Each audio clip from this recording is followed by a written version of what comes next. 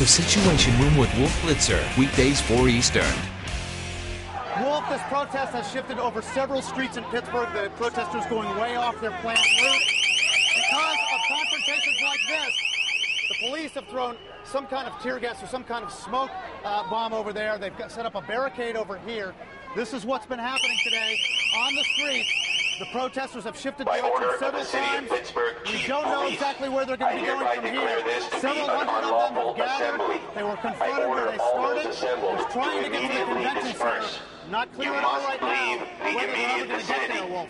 If you remain in this immediate vicinity, you will be in violation of the Pennsylvania Crimes Code. Okay. No matter what your purpose is, you must leave. If you do not disperse, you may be arrested and or subject to other police action. Other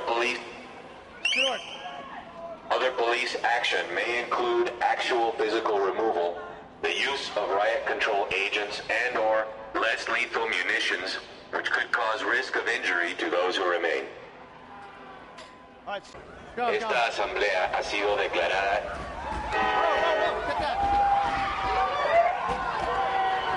by order of the City of Pittsburgh Chief Police.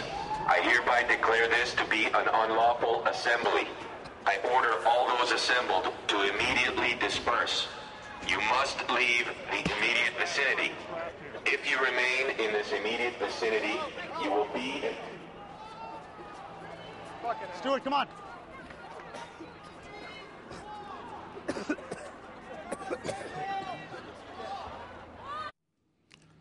All right, these are live pictures now. That was videotape of Brian Todd, our correspondent in Pittsburgh, covering the G20 summit. He and others were tear gassed. Brian is joining us on the phone right now. Brian, what are we seeing right now in these live pictures? Well, Wolf, we're seeing a gathering of, looks like at least 100 riot police. They are basically cordoning off the corner of 32nd Street and Penn Avenue, which was originally going to be the main drag of this march today. But the protesters shifted several streets over in different directions. Every time they confronted the police, they shifted over. And the police, as you saw, started to tear gas them. There were confrontations. There was at least one arrest that we saw. Now it looks like the riot police, you see in my kind of mobile phone here, they're moving in kind of the easterly direction of Penn Avenue. It looks, Wolf, like the protesters have dispersed for now. There's a small group of them. I don't know whether you can see all the way up this street on this transmission or not.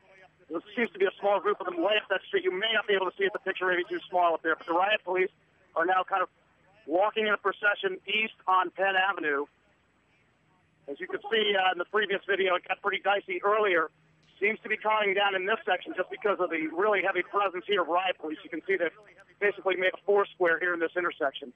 Brian, we saw the tear gas. You were covering that demonstration. Some of those protesters, anarchists, clearly disobeying police rules, police orders on the scene. We have some other videotape of what happened afterwards. You were among those who were tear gassed in the process, and then you were assisted. Someone threw some water on you. I'm going to show that videotape to our viewers.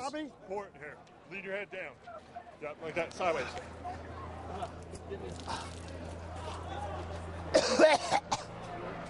All right, Brian, tell us what it was like, that tear gas. Well, you know, at first, Wolf, it didn't seem like much. I mean, you saw the smoke, and it kind of crept towards you very slowly. Then they kind of unloaded a few more tear gas canisters, and it just came up on us. It just kind of enveloped all three of us. My photojournalist, Stuart Clark, our technician, Mark Halawani, and I just kind of got enveloped in it. Then as the protesters faded back, we faded back with them, and it got very hard to breathe. And it just kind of crept into your lungs and got also into your throat. It was just hard to breathe and hard to see at that point. And our technician Mark was kind enough to pour some water over my face, and it was a great relief. And luckily, he and Stuart got some too. How you doing right now, Brian?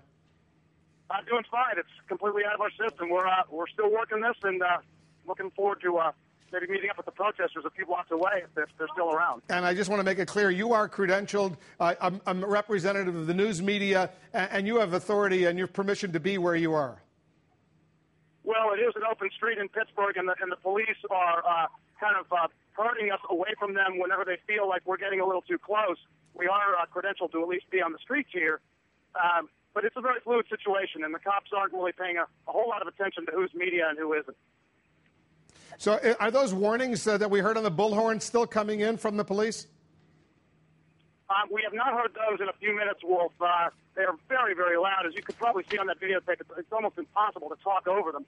We have not heard those in the last few minutes. But as you can see here on this transmission, this live transmission, the police are kind of filing in formation and marching off again east on 10 Avenue.